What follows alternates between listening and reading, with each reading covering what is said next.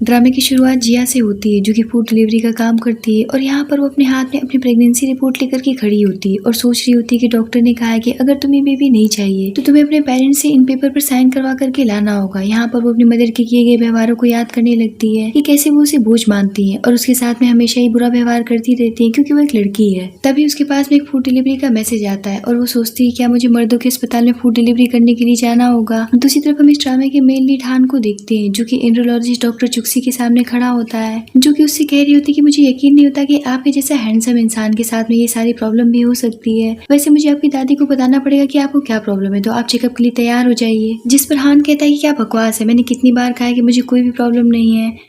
तो चुक्सी कहती है कि आपकी उम्र 30 साल की होगी और आपकी जिंदगी में कोई भी लड़की नहीं, फिर इसका मतलब हम क्या समझें। तभी वहाँ पर जिया फूड डिलीवरी लेकर के आती है, जिसे देख करके तो हान शॉक रह जाता है, पर जिया तो फूड डिलीवरी के पैसे देख करके काफी खुश हो जाती है और हान की तरफ देखती तक नहीं है और वहाँ से जाने लगती है। तभी हान उसका हाथ पकड़ करके उसे रोकता है, जिसे देख करके तो जिया भी शॉक रह जाती है और कहती है कि अंकल आप यहाँ पर क्या कर रहे हैं। यहाँ पर वो याद करती है कैसे वो फूड डिलीवरी के लिए गई थी और हान ड्रिंक के नशे में उसके साथ में नाइट एक्सपेंड कर लिया था। तभी हान उससे पूछता है कि मैं तुम्हें पिछले 1 महीने से पागलों की तरह ढूंढ रहा हूँ, आखिर तुम कहाँ छुप गई थी, आखिर तुम मुझे क्यों नहीं मिल रही थी। तभी असिस्टेंट एक स्टैचू लेकर के आता है, जिसके साथ में हान का चेकअप करवाना था। हान उसे देख करके कहता है कि सब क्या बकवास है, मैं इन सभी फालतू चीजों के लिए तैयार नहीं हूँ। तो असिस्टेंट कहता है कि बॉस अब चुप हो जाइए, हमें तो ये पता करना ही होगा कि आखिर आपको मर्द पसंद है या फिर औरत पसंद है। तो हान कहता है कि अपना मुंह बंद रखो वरना मुझसे बुरा कोई भी नहीं होगा। ये सब देख करके तो जिया भी हैरान रहती है और वहाँ से जाने लगती है। तो हान उसे पकड़ करके कहता है कि अभी तुम यहाँ से कहीं भी नहीं जा सकती हो और वो उन सभी के सामने कहता है कि लड़की साबित कर सकती है कि मेरे अंदर कोई भी खराबी नहीं है। जहाँ वो जिया की तरफ मुड़ करके कहता है कि सबको बताओ कि उस रात मेरा परफॉर्मेंस कैसा रहा था। ये सुन करके तो जिया का फेस एम्बैरेसमेंट से भर जाता है और वो किसी तरीके से सबसे बताती है कि बहुत अच्छा था, इतना अच्छा था कि मैं हर एक डिटेल बता सकती हूँ। ये सुन करके तो हान के कान से धुआं फेंक देता है और कहता है कि बस करो, इतना तुम्हें डिटेल बताने की जरूरत नहीं है। इतना कह करके उसे पकड़ करके अपने साथ बाहर लेकर के चला जाता है।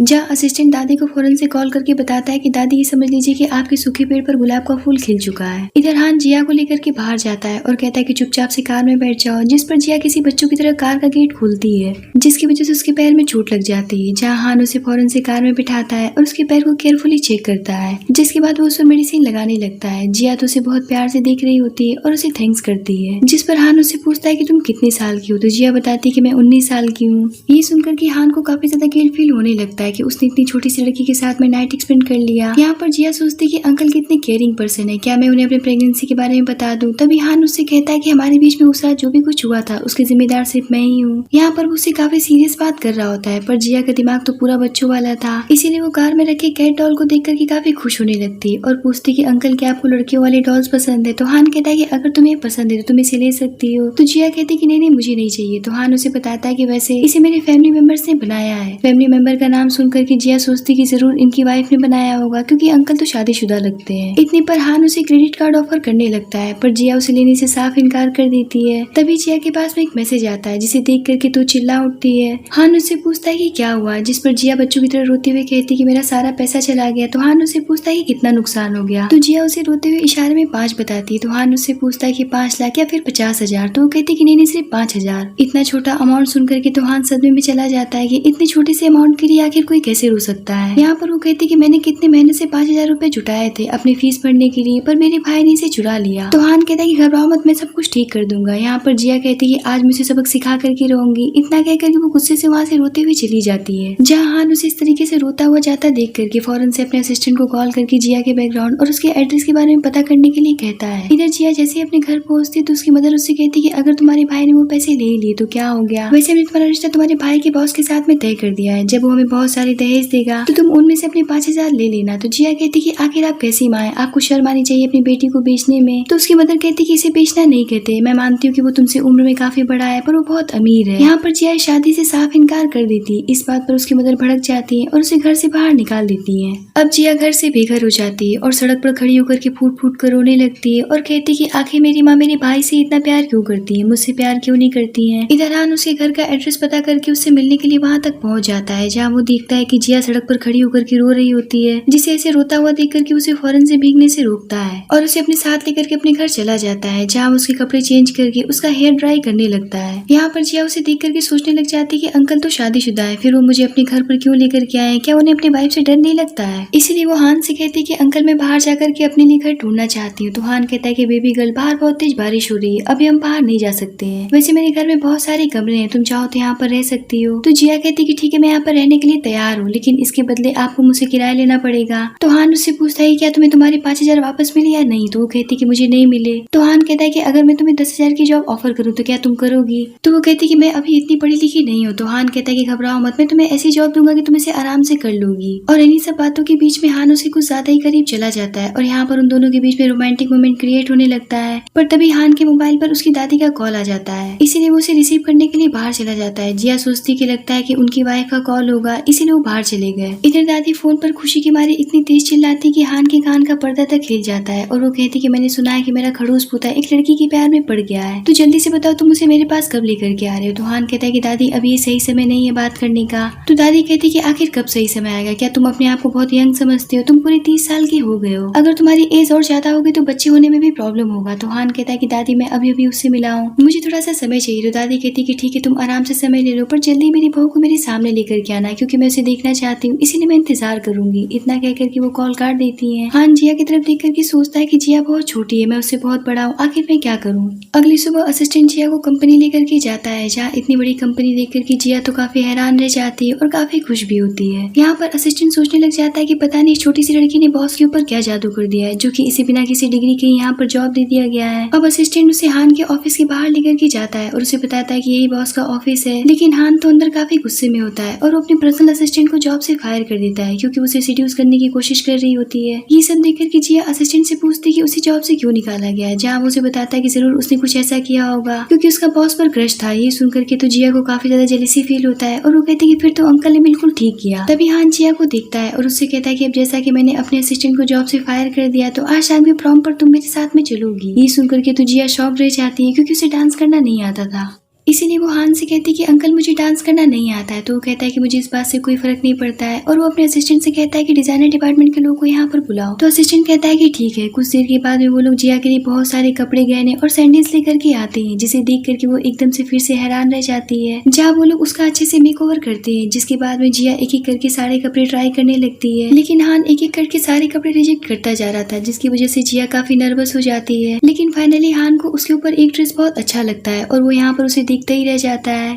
अब जिया उसे क्लोज जाकर के उसे अपने ड्रेस का जिप क्लोज करने के लिए कहती है, जिस पर हान बहुत ही ज्यादा हिचकिचाते हुए उसे बंद कर देता है। तो जिया कहती है कि अंकल प्लीज मेरी डोरी भी बांध दीजिए। अब हान तो जैसे उसे घूरने लग जाता है, जिस पर जिया काफी अनकंफर्टेबल होकर कहती है अंकल आप ये क्या कर रहे हैं, जिस पर हान उसे फौरन से सॉरी कहता है। जहाँ जिया कहती है क्या होगा अंकल अगर मैं डांस नहीं कर पाऊंगी। तो कहता है कि चिंता मत करो मैं सब कुछ संभाल लूंगा। जिसके बाद हान उसे प्रॉम पर लेकर के चला जाता है, जहाँ वो कुछ बिजनेसमैन के साथ में मीटिंग करने के लिए चला जाता है। जिया से कहते हुए कि तुम तब तक कुछ खाओ मैं आ रहा हूँ। अब जिया बच्चों की तरह पेस्ट्रीज उठा करके खाने लगती है और पार्टी को एंजॉय करने लगती है। वही एक रिच गर्ल के ग्रुप को आपस में बात करते हुए देखते हैं, जिनमें से एक वाइस प्रेसिडेंट की एक बेटी भी होती है, जो कि जिया की सीनियर भी रह चुकी थी। और इन सभी की नजर जिया पर पड़ जाती है, जहाँ एक लड़की कहने लग जाती है कि लगता है कि वो लड़की काफी ज्यादा रिच है, तभी तो उसने 10 मिलियन का ड्रेस पहन रखा है। जहाँ जू उसे देख करके पहचान जाती और उसके पास जाकर के कहने लग जाती कि एक सेलिब्रिटी पार्टी है, तुम्हारे जैसी भिखारी और गाँव की गंवार लड़की जो की स्कॉलरशिप पर पड़ी है, आखिर वो यहाँ पर क्या कर रही है और तुम इतनी गरीब होकर के 10 मिलियन का ड्रेस कैसे खरीद सकती हो। ये सुनकर के तो जिया शॉक रह जाती है और कहने लग जाती कि लगता है कि अंकल पागल हो गए, तभी उन्होंने मुझे इतना महंगा ड्रेस दिला दिया है। उसके मुंह से अंकल शब्द सुनकर के सू कहने लग जाती है क्या तुमने किसी बूढ़े आदमी को फंसा लिया है। जिस पर जिया गुस्सा हो जाती है और कहती कि सिस्टर जरा अपने जबान संभाल करके बात करो। तो सू उससे कहती कि वैसे तुम्हारे जैसी गरीब परिवार की लड़की ऊंचाई पर पहुंचने के लिए अपने शरीर का ही सहारा लेती है। जिस पर जिया कहती कि मैं मानती हूँ कि तुम बहुत ही रिच हो, लेकिन इसका मतलब ये नहीं कि मैं गरीब हूँ तो तुम मेरे कैरेक्टर पर उंगली उठाओगी। एक गरीब के पास में पैसा हो या ना हो, लेकिन उसके लिए उसका आत्मसम्मान बहुत ही ज्यादा इंपॉर्टेंट होता है। इस बात पर वो हंसते हुए और भी ज्यादा जलील करने लगती और उसके ऊपर पैसे फेंकते हुए कहती कि इसे उठाओ और यहाँ से निकल जाओ। जिस पर जिया गुस्से से कहती कि मेरे अंकल इस कंट्री के सबसे रिच पर्सन है। तो कहती कि ठीक है जरा मैं भी तो जानूं उनका नाम क्या है। इस बात पर जिया सोचने लग जाती कि मैं अंकल का नाम इन सभी चीजों में यूज नहीं कर सकती हूँ, इसमें उनकी रेपुटेशन खराब हो सकती, इसीलिए वो बिना कुछ कहे वहाँ से जाने लगती है। इस बात पर सू भड़क जाती और उसे अपने दोस्तों से पकड़वा करके उसे जबरदस्ती ड्रिंक पिलाने लगती है, जिसके बाद में उसे एक थप्पड़ मारते हुए ढकेल देती है। पर तब तक हान उसे गिरने से पहले ही पकड़ लेता है उसे देख करके तो जिया बच्चों की तरह आंसू से रोते हुए कहती कि अंकल देखो इन्होंने मेरे साथ में क्या किया है। ये देख करके तो सभी लड़कियों को जैसे सदमा ही लग जाता है और पाँव तले से जमीन निकल जाते हैं। जहाँ वो सारी लड़कियां खुद को बचाने के लिए सारा इल्जाम सूप पर डाल देती है। पर हान का तो गुस्सा फूट पड़ता है और वो कहता है कि तुम सभी ने मिलकर के मेरी गर्ल को बुली करके अच्छा नहीं किया है। जिस पर सू कहती कि मुझे नहीं पता था इस बारे में कुछ भी, इसीलिए मैंने ऐसा कर दिया, प्लीज मुझे माफ कर दो। पर हान तो किसी की भी सफाई सुनने के लिए तैयार नहीं था और वो कहता है कि तुम सबको इसकी भारी कीमत चुकानी पड़ेगी। इस बात पर सू भी फायर हो जाती है और कहती है कि आप जानते भी है कि जो लड़की आपकी बाहों में है वो 1 नंबर 1 की बाजार और गिरी हुई लड़की है जो कि मर्दों के बिस्तर पर सिर्फ पैसों के लिए चढ़ती है। ये सुनकर के तो हान के गुस्से का कोई भी ठिकाना नहीं रहता है। पर तब तक वहाँ पर सू के फादर आकर के उसे एक जोरदार थप्पड़ लगाते हैं और कहते हैं कि मुझे नहीं पता था कि तुम्हारी जुबान इतनी गंदी हो चुकी है, इसीलिए फौरन से हान के सामने माफी मांगो। और यहाँ पर वो हान से कहते हैं कि माफ करेगा मिस्टर हान, आज मुझे अपनी परवरिश पर सर मार रही है, काश कि मैंने इसे अच्छी शिक्षा दी होती। यहाँ पर हान उनकी बातों पर कुछ ज्यादा ध्यान नहीं देता है, उसका पूरा ध्यान जिया पर होता है और वो उसे लेकर के अपने साथ चला जाता है। जहाँ जिया के पास में उसके सीनियर सैम का कॉल आता है जिसकी आवाज सुन करके वो काफी खुश हो जाती है, जिसे हान काफी जलेसी भरी नजरों से देख रहा होता है। जिया धीरे से सैम से कहती कि हम कल मिलते हैं, इतना कह करके वो कॉल काट देती है। तो हान उससे पूछने लग जाता है कि आखिर तुम किससे बात कर रही थी। तो बताती कि वो मेरा दोस्त है जो कि काफी लंबे समय के बाद में चीन लौट करके वापस आया है। यहाँ पर वो सोचती कि हालांकि सैम मेरा सीनियर है, क्या मैं उसे सर्जरी के लिए साइन करवा सकती हूँ। और यही सोच करके वो कार रुकवा करके फौरन से कार से उतर जाती है और वहाँ से चली जाती है। तभी हान के पास में उसकी दादी की कॉल आती है और उससे पूछती कि बात आगे बढ़ी भी या नहीं। तो हान कहता है कि मैं कोशिश कर रहा हूँ। तो दादी उससे पूछती है कि वो कितने साल की है। तो हान बताता है कि वो सिर्फ 19 साल की है। ये सुनकर के दादी कहती कि ओह गॉड, अगर वो इतनी छोटी है तो कम से कम तुम्हें भी उसके लायक बनना पड़ेगा, कम से कम अपना लुक चेंज करो। जब देखो तब एक ही तरीके का कड़क इस्त्री किया हुआ कपड़ा पहन करके चले जाते हो, जैसा लगता है कि उससे किसी की जान भी ली जा सकती है। इतना कह करके वो कॉल काट देती है। हान सोचता है क्या मेरा ड्रेसिंग सेंस इतना खराब है। अब हान अगले दिन कैजुअल ड्रेस में ऑफिस जाता है जिसे लड़कियां देखती ही रह जाती हैं। पर वो जिसके लिए अपना लुक चेंज करके गया था यानी कि जिया के लिए, वो तो ऑफिस में थी ही नहीं।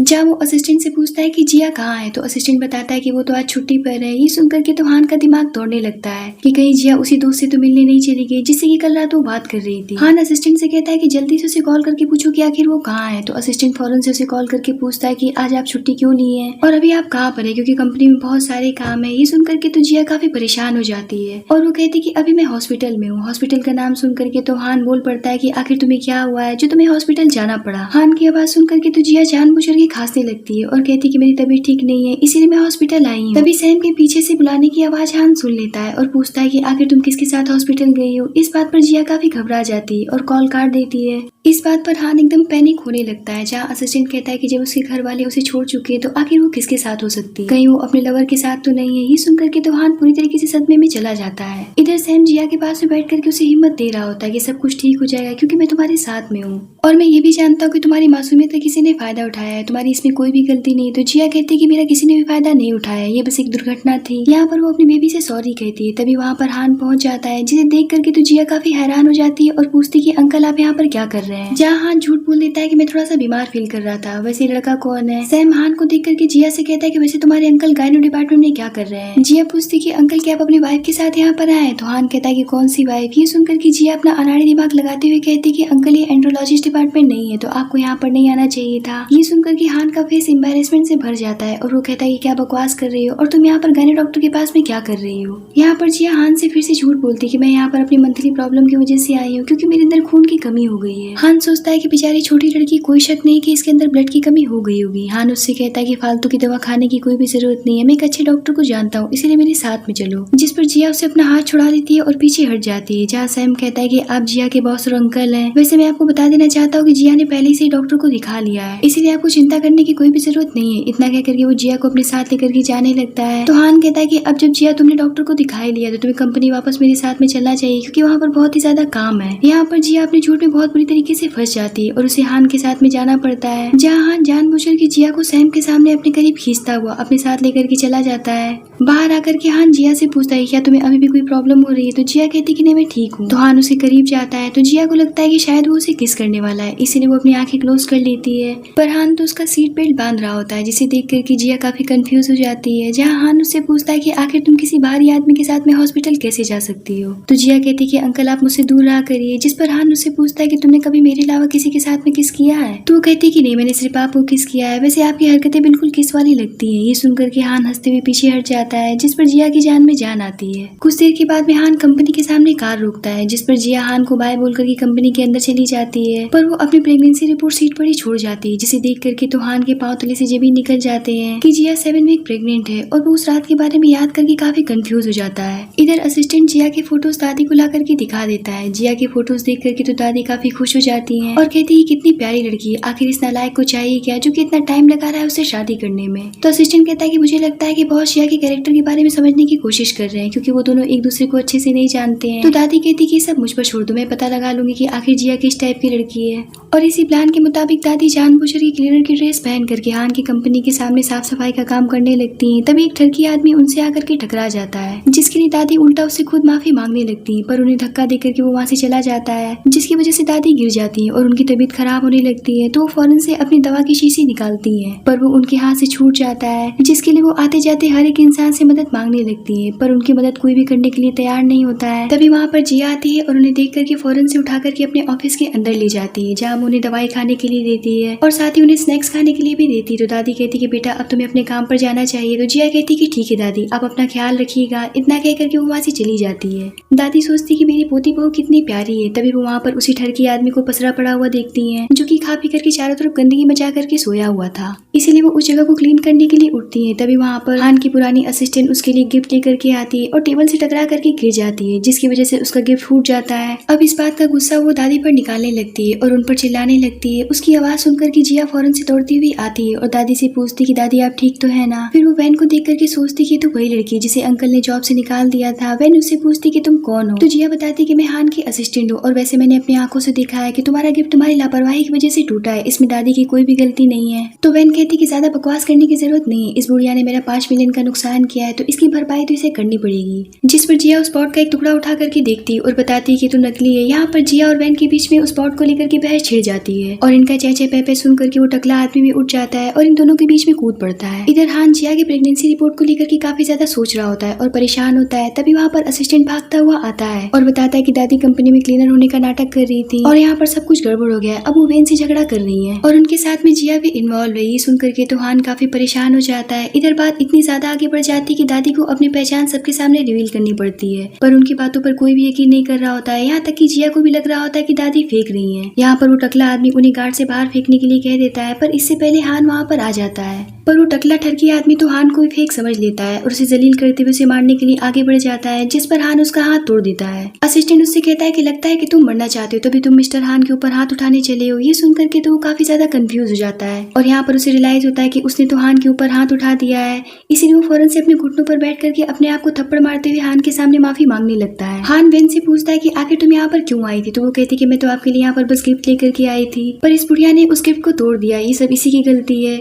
इस बात पर असिस्टेंट उसे एक जोरदार थप्पड़ लगाता है और कहता है कि जरा तमीज में बात करो, ये हान की दादी है। ये सुन करके तो वैन को सदमा ही लग जाता है और जिया भी शॉक्ड हो जाती है। यहाँ पर वैन फौरन से अपने घुटनों पर बैठ करके दादी से माफी मांगने लगती है और उनके सामने गिड़गिड़ाने लगती है, पर हान का तो एक्सप्रेशन काफी कोल्ड हो जाता है और वो अपने गार्ड से कहता है कि उसे उठा करके बाहर फेंक दो, जिस पर गार्ड्स उसे फौरन से पकड़ करके अपने साथ ले जाते हैं। जिसके बाद असिस्टेंट उस टकला से कहता है कि तुम्हें यहाँ से फायर किया जाता है। इतना कह करके वो भी वहाँ से चला जाता है, पर इस बात से उसके अंदर बदले की आग जलने लगती है और वो कहता है कि जिया ये सब तुम्हारी वजह से हुआ है, अब देखो मैं तुम्हारे साथ में क्या करता हूँ। इधर जिया दादी से पूछती है कि आप सच में अंकल की दादी है। तो वो कहती कि हाँ, और मैं यहाँ पर सिर्फ तुम्हें देखने के लिए आई थी। इतना कह करके उसे आगे पीछे मोड़ करके देखने लगती है। तो हान कहता है कि दादी आप उसे डरा रही है। तो दादी कहती है कि बकवास मत करो, ये मेरी पोती बहू है, बीच में टपकने की कोई भी जरूरत नहीं है। तो हान कहता है कि अच्छा ठीक है, माफ कर दो छोटी परी। छोटी परी का नाम सुनकर के जिया सोचती कि अच्छा तो उस दिन अंकल के मोबाइल पर दादी की कॉल आई थी, क्योंकि उनका नाम छोटी परी के नाम से सेव था और मुझे ऐसा लगा कि अंकल अपनी वाइफ को छोटी परी के नाम से बुलाते होंगे। जहाँ दादी कहती कि भले मैं बूढ़ी हो गई हूँ लेकिन मेरा दिल अभी भी जवान है। यहाँ पर जिया को ये जान करके बहुत खुशी होती कि हान शादीशुदा नहीं है। तभी दादी अपना खानदानी कंगन उसके हाथ में पहना देती है और कहती है कि अब से तुम्हें कोई भी परेशान नहीं करेगा। तो जिया उस कंगन को देख करके कहती है क्या इस कंगन का कोई खास मतलब है। तो दादी कहती कि हमारे खानदान की निशानी है। यहाँ पर दादी सोचने लग जाती कि अगर मैंने इस कंगन का दाम इसे बता दिया तो ये इसे नहीं लेगी और मुझे वापस कर देगी। यहाँ पर दादी बस उससे इतना कहती कि इस कंगन को संभाल करके रखना है। इधर वो टकला आदमी जिया के ऑफिस में घुस करके उसके कॉफी में कुछ खतरनाक चीज मिला देता है और कहता है कि अब तुम्हें ऊपर ऊपर जाने से कोई भी नहीं रोक सकता है। इतना कहकर वो धीरे से वहाँ से भाग खड़ा होता है। कुछ देर के बाद में जिया हान के साथ में अपने ऑफिस के अंदर आती है, जहाँ हान उसे उसकी प्रेगनेंसी रिपोर्ट देते हुए पूछता है कि इस बारे में मुझे जानना है, जिस पर जिया उसके लिए कॉफी लाने का बहाना बना करके वहाँ से भागने लगती है। तो हान उसे पकड़ करके कहता है कि कहीं भी जाने की जरूरत नहीं है, यहाँ पर कॉफी रखी हुई है। इतना कहकर कि वो उसी कॉफी को पी जाता है। तो जिया कहती है कि पर ये कॉफी ठंडी हो चुकी है, जिस पर हान उसे अपने करीब खींच करके कहता है कि मुझे किस चाहिए, और यहाँ पर वो उसे किस करने के लिए आगे बढ़ता है। तभी उसके ऊपर उस कॉफी का असर होने लगता है और वो जिया के ऊपर ही गिर जाता है। जिया तो काफी हैरान और परेशान हो जाती है। उसे तो कुछ समझ ही नहीं आ रहा होता कि आखिर हान को अचानक से क्या हो गया। हान उससे कहता है कि लगता है कि मैंने कुछ खतरनाक चीज खा लिया है, जिसका असर मेरे ऊपर हो रहा है। तभी जिया उस कॉफी मग की तरफ देखती है और समझ जाती है कोई उसे मारने की कोशिश कर रहा था और उस कॉफी को हान ने गलती से पी लिया। यहाँ पर वो रोते हुए एम्बुलेंस को कॉल करती है और जल्दी से आने के लिए कहती है, जिस पर हान कहता है कि मुझे लगता है कि बहुत देर हो चुकी है। तो कहती कि ऐसा मत कहिए। हान नोटिस करता है कि पॉइजन इतना भी खतरनाक नहीं है, पर ये लिटिल गर्ल तो बहुत ही ज्यादा डरी हुई लग रही है, क्यों न मैं इस बात का फायदा उठा लूं और इसके मुंह से उगलवा लूं कि आखिर ये बेबी किसका है। यहाँ पर वो और भी ज्यादा नाटक करना शुरू कर देता है और उसे कहता है कि मैं जानता हूँ कि मुझे तुम पसंद नहीं करती हो, मैं बस इतना कहना चाहता हूँ कि अगर मैं मर गया तो तुम अपना ख्याल रखना, और जरा ये तो देखो कि मैं कितना बदनसीब हूँ, मैं अपने परिवार का इकलौता बेटा हूँ, फिर भी मैं उन्हें एक वारिस तक नहीं दे पाया। तो जिया कहती कि ऐसी बात नहीं है। तो हान कहता है कि फिर कैसी बात है, आज तक मैंने तुम्हारे अलावा किसी और दूसरी लड़की को छुआ तक नहीं है। इस बात पर जिया जोर जोर से रोते हुए कहने लग जाती है कि मेरे पेट में जो बेबी है वो आपका है। हान तो काफी खुश हो जाता है और कहता है क्या तुम सच कह रही हो। तो जिया कहती है कि हाँ, और आपको मैं कुछ भी नहीं होने दूंगी, क्योंकि मेरा बेबी अपने फादर के बिना नहीं रह सकता है। ये सब जान करके तो हान की खुशी का कोई भी ठिकाना नहीं रहता है, पर इससे पहले कि वो कुछ और कह पाता वो बेहोश हो जाता है, जहाँ उसे फौरन से हॉस्पिटल में एडमिट करवाया जाता है। जिया तो बाहर खड़ी होकर के फूट फूट कर रोई जा रही होती है कि आखिर ये सब उसी की वजह से हुआ है। तभी डॉक्टर बाहर आते हैं और बताते हैं कि हमने उन्हें ट्रीटमेंट दे दिया है, पर वो कब होश में आएंगी तो हम भी नहीं जानते हैं। अब जिया हान के पास जाकर के बैठ जाती है और काफी बेसब्री से उसके होश में आने का इंतजार करने लगती है। तभी हान कुछ देर में होश में आ जाता है और कहता है कि लिटिल एंजल आखिर तुम इतनी क्यों रो रही हो। इस बात पर जिया फिर से जोर जोर से रोना शुरू कर देती है और कहती है कि मैं बहुत डर गई थी, मुझे लगा कि मैंने आपको खो दिया। तो हान कहता है कि पर मैं तो ठीक हो गया हूँ, प्लीज सब रोना बंद कर दो। वो तो अच्छा हुआ कि उस कॉफी को मैं पी गया, वरना अगर तुमने पी लिया होता तो पता नहीं क्या होता। इतना कहकर के उसका पेट छूने के लिए आगे बढ़ता है। तो जिया पीछे हट जाती है और कहती है कि अंकल आप ये क्या कर रहे हैं। तो हान कहता है कि मैं तो बस अपने बेबी को छूने की कोशिश कर रहा हूँ, तुम पीछे क्यों हट गई। यहाँ पर जिया काफी अनकंफर्टेबल होते हुए कहती है कि मैं आपके लिए किसी नर्स को भेजती हूँ। तो हान कहता है कि नर्स क्यों, तुमने तो कहा था कि सब तुम्हारी वजह से हुआ है, तो तुम्हें मेरे पास में रह करके मेरा ख्याल रखना चाहिए। तो जिया कहती है कि मैं तो खुद ही बहुत अनाड़ी लड़की हूँ, मैं अपना तो ख्याल रख नहीं पाती हूँ, आपका देखभाल कैसे कर पाऊंगी। तो हान कहता है कि जिया तुम इतनी हर्टलेस कैसे हो सकती हो। तो जिया कहती है कि मैं हर्टलेस नहीं हूँ, पर मैं दिन भर में 2 बार आपसे मिलने के लिए जरूर आऊंगी। पर हान तो उसे 24 घंटे अपनी आंखों के सामने देखना चाहता था, इसीलिए वो उसे उसके बचकाने तरीके से ट्रीट करता है और कहता है कि अगर तुम मेरे पास रहोगे तो मैं तुम्हें पर डे 20,000 रुपीज दूंगा। ये सुनकर के जिया कहती है कि पर ये तो बहुत ही ज्यादा है। तो हान कहता है कि इतना ही नहीं, अगर तुमने मेरा अच्छे से ख्याल रखा तो मैं तुम्हें बोनस भी दूंगा। ये सुनकर के जिया फौरन से तैयार हो जाती है। तो हान कहता है कि ठीक है, अगर तुम तैयार होगी तो अपने हाथों से मुझे खाना खिला दो, जिस पर जिया फौरन से उसे बहुत प्यार से खाना खिलाती है। जहाँ हान उससे अचानक से पूछता है क्या तुम ये बच्चा चाहती हो। तो जिया कहती है कि मुझे नहीं पता है, मैं तो सिर्फ 19 साल की हूँ और मैं आगे पढ़ाई करना चाहती हूँ, और अगर मैंने इस बच्चे को जन्म दे भी दिया तो उसकी देखभाल कौन करेगा। तो हान कहता है कि मैं उसकी देखभाल करूंगा, मैं अपने बच्चे के सामने दर्जनों आया लगवा दूंगा, उसकी पढ़ाई के लिए एक से बढ़कर के एक टीचर हायर करूंगा, मैं उसकी पूरी जिम्मेदारी उठाऊंगा। क्या तुम अब भी यही सब सोचोगी। अब हान उसे बहुत प्यार से लेकर के प्राइवेट वार्ड में बात करने के लिए जाता है, जहाँ उसे पूछता है कि जब तुम प्रेग्नेंट हो गई थी तो तुमने मुझसे कांटेक्ट क्यों नहीं किया, क्यों नहीं तुमने मुझे बताया कि तुम प्रेग्नेंट हो गई। तो जिया कहती कि आप बहुत बड़े आदमी हैं, मुझे लगा कि आप इस बच्चे को एक्सेप्ट नहीं करेंगे, और वैसे भी बचपन से मुझे अकेली मुसीबतों से निपटने की आदत हो गई। तो हान कहता है कि अब से तुम्हें किसी मुसीबत से निपटने की कोई भी जरूरत नहीं, क्योंकि मैं तुम्हारे साथ में हूँ। इतना कहकर कि उसे किस करने के लिए आगे बढ़ता है और बहुत प्यार से किस करता है। पर तब तक तो कबाब में हड्डी बने डॉक्टर अंदर इंटर कर जाता है और कहता है कि अरे ये तो हॉस्पिटल है, यहाँ पर आप लोग को ये सब नहीं करना चाहिए, अभी तो आप पूरी तरीके से रिकवर भी नहीं हुए, ऊपर से आप टीनेजरों वाली हरकतें करने लगे हैं। यहाँ पर हान डॉक्टर को इशारा करता है बाहर जाने के लिए, जिस पर डॉक्टर फौरन से बाहर चला जाता है। तो जिया कहती कि आपको बाहर जाने की कोई भी जरूरत नहीं है, पर तब तक डॉक्टर वहाँ से चला जाता है, जहाँ हान फिर से उसे किस करने के लिए आगे बढ़ता है, जिस पर जिया वहाँ से भाग खड़ी होती है और ब्लश करती हुई बाहर आ जाती है, जहाँ वो कुछ नर्स को आपस में बात करते हुए सुनती है कि हान की लाइफ में तो एक से बढ़कर के एक सुंदर लड़कियां होंगी, आज वो छोटी लड़की के साथ में है, कल किसी और के साथ में होंगी, यही तो अमीर आदमियों की फितरत होती है। ये सब सुनकर के जिया को काफी ज्यादा बुरा लगता है। इधर हान किसी से कॉल पर इस तरीके से बात कर रहा होता है कि जिया को लगता है कि उसका किसी और के भी साथ में अफेयर चल रहा है। हान अचानक से जिया को देखता है और चुप रहने के लिए कहता है और उसे कहने लग जाता है कि तुम परेशान मत हो, मैं उन्हें मना लूंगा। ये सुनकर के जिया सोचती है क्या उस औरत को भी मेरे बारे में पता है और वो उसे मुझे अपने साथ रखने के लिए कन्विंस कर रहे हैं, क्योंकि वो चाहते हैं कि मैं उनके बच्चे को जन्म दूं। इसका मतलब कि मैं उनके लिए बच्चा पैदा करने की मशीन की तरह हूँ। अब हान जैसे ही कॉल कॉल काटता है और जिया से कहता है कि आज रात तुम मेरे साथ ही यहीं पर सो जाना। इस बात पर जिया का जेलसी और गुस्सा फूट पड़ता है। हान को तो समझ ही नहीं आ रहा होता है कि अचानक से अब इसे क्या हो गया। जिया कहती कि अब मैं आपके साथ में एक पल भी नहीं रहना चाहती हूँ। हान कहता है कि क्या बकवास कर रही हो। तो जिया कहती कि आप मेरे बच्चे के फादर नहीं है, ये बच्चा किसी और का है। इस बात पर तो हान के गुस्से का कोई भी ठिकाना नहीं रहता है और वो उसे पकड़ करके जबरदस्ती किस करने लगता है, जिसकी वजह से जिया के हाथ में चोट लग जाती है। और वो कहती कि मैंने एक बार कह दिया कि मैं आपके साथ में नहीं रहना चाहती हूँ तो नहीं रहूंगी और इसके लिए आप मुझे धमका नहीं सकते। तो हान कहता है कि मैं तुम्हें इस जन्म में कभी धमकाने की सोच भी नहीं सकता हूँ, आखिर तुम इस तरीके की बातें क्यों कर रही हो। तो जिया कहती कि अगर आप मुझे नहीं जाने देंगे तो मैं हॉस्पिटल जाकर के इस बेबी को हटवा दूंगी। ये सुनकर के हान बहुत ही ज्यादा अग्रेसिव हो जाता है और उसे उठा करके बेड तक ले जाता है और उसके साथ में जबरदस्ती करने लगता है। यहाँ पर जिया उसकी ऐसी हरकतें देख करके वाकई में समझ जाती है कि इंसान तो काफी हब्सी और दरिंदा टाइप का है। पर हान तो रुकने का नाम ही नहीं ले रहा होता है। इतनी पर वहाँ पर क्लीनर आ जाती है और ये सब देख करके वो फौरन से सॉरी कह करके वहाँ से भाग खड़ी होती है। जिया कहती कि आप बहुत ही बेशर्म इंसान है, आपने मुझे चोट लगवा दिया है। जिस पर हान फौरन से उसके हाथ में दवाई लगाता है और उससे अपनी हरकतों के लिए सॉरी कहने लगता है। तो जिया कहती कि आपके सॉरी कह देने से मेरा फैसला नहीं बदलने वाला है, क्योंकि आपके जैसे दो नाव पर चढ़ने वाले आदमी मुझे पसंद नहीं है। तो हान कहता है कि क्या बकवास कर रही हो। इतने पर कोई डोर नॉक करता है पर हान जैसे ही बाहर देखने के लिए जाता है तो उसे वहाँ पर पुलिस मिलती है, जिसे वो क्लीनर अपने साथ में लेकर के आई थी। यहाँ पर फौरन से पुलिस उसे पकड़ करके अपने साथ लेकर के चली जाती है और एक लेडीज पुलिस जिया के पास अंदर चली जाती है और जिया से कहती कि अब से तुम्हें डरने की कोई भी जरूरत नहीं, क्योंकि हम तुम्हारे पास आ गए हैं। जिस पर जिया दरवाजे की तरफ देख करके कहती कि अंकल कहाँ है। तो पुलिस कहती कि वही इंसान है जो तुम्हें परेशान कर रहा था। तो जिया कहती कि यहाँ पर मैंने तो आपको कॉल करके नहीं बुलाया था। तो कहती कि मुझे किसी और ने कॉल करके बुलाया था, वैसे तुम्हें टेंशन लेने की जरूरत नहीं है, हमने उस दरिंदे को अपनी कस्टडी में ले लिया है। ये सुनकर के तो जिया सदमे में चली जाती है, ये सोच करके कि हान को पुलिस पकड़ करके ले गई, आखिर ये सब हो क्या रहा है। इधर हान का लॉयर उसके पास पहुंचता है और पुलिस से अपना परिचय देता है, जहाँ पुलिस उसे बताती है कि आपका क्लाइंट एक लड़की के साथ में छेड़छाड़ करता हुआ पकड़ा गया है। तो लॉयर कहता है कि लगता है कि आप लोगों को कोई गलतफहमी हो गई है, वो दोनों कपल्स है और इनकी किसी बात पर अनबन हो गई थी। वैसे मैं ये जानना चाहता हूँ कि क्या आपको जिया ने कॉल किया था। तो पुलिस बताती है कि नहीं, हमें हॉस्पिटल स्टाफ ने कॉल किया था। इतना कह करके वो दोनों कुछ देर के लिए बाहर जाते हैं, जहाँ वकील हान की तरफ देख करके कहता है कि मिस्टर हान, आप 30 साल के हो गए हैं और ये आप कैसी हरकतें करने लग गए। आपको पब्लिक प्लेस तक का ख्याल नहीं और ना ही अपनी इज्जत का ख्याल है। अब सारा प्रोसेस पूरा होने के बाद में जैसे ही हान बाहर निकलता है तो वो देखता है कि जिया चेयर पर ही सो रही थी और जैसे ही उसकी आंख खुलती है तो वो उसके पास जाकर के कहती कि मुझे नहीं पता था कि आपको पुलिस पकड़ करके ले जाएगी। तो हान उससे कहता है कि मैं इसी लायक हूँ, प्लीज मुझे माफ कर देना। तो जिया कहती है कि मैं मानती हूँ कि कल मैं बहुत गुस्से में थी, पर इसका मतलब ये नहीं कि मैं ये चाहती थी कि आप जेल चले जाएं। तो उसका वकील कहता है कि अगर आप नहीं चाहती कि हान जेल जाए तो आप अपना कन्फेशन लेटर लिख करके दे दीजिए। तो हान कहता है कि रहने दो, इसकी कोई भी जरूरत नहीं है। वैसे भी जिया ने मुझसे कहा है कि मेरे साथ में नहीं रहना चाहती है, अगर मैं जेल नहीं गया तो जिया मैं तुम्हें खुद से दूर कभी भी नहीं होने दूंगा। ये सुनकर के जिया सोचने लग जाती है कि अंकल बहुत ही पावरफुल पर्सन है, अगर मैं भागना भी चाहूँ तो नहीं भाग सकती हूँ, मुझे कहीं न कहीं से जरूर ढूंढ निकालेंगे। पर उन्होंने मेरे लिए बहुत कुछ किया है, इसीलिए अब मैं पीछे नहीं हट सकती हूँ। और यहाँ पर वो कहती कि मैं लेटर लिखने के लिए तैयार हूँ। इस बात पर हान कहता है कि इसका मतलब ये कि तुम मुझसे नफरत नहीं करती। तो जिया कहती कि अंकल आप बहुत ही ज्यादा छिछोरे होते जा रहे हैं और आप बहुत आगे निकल चुके हैं, आप दो नाव पर पैर रखने वाले अंकल हैं, मैं आपसे अभी भी बहुत गुस्सा हूँ। तो हान कहता है कि मैंने ऐसा कब किया। तो जिया कहती कि मैं घर जा रही हूँ। इतना कह करके वो गुस्से से वहाँ से चली जाती है। तो हान भी उसके पीछे पीछे चला जाता है। तभी उसके पास में एक कॉल आती है कि मैं गिर गई हूँ। तो हान कहता है कि ठीक है, मैं फौरन से असिस्टेंट को भेजता हूँ। इतना कह करके वो कॉल काट देता है। ये सुनकर के तो जिया काफी ज्यादा गुस्सा हो जाती है और उससे पूछती कि आखिर वो औरत कौन है जिससे कि आप अभी बात कर रहे थे।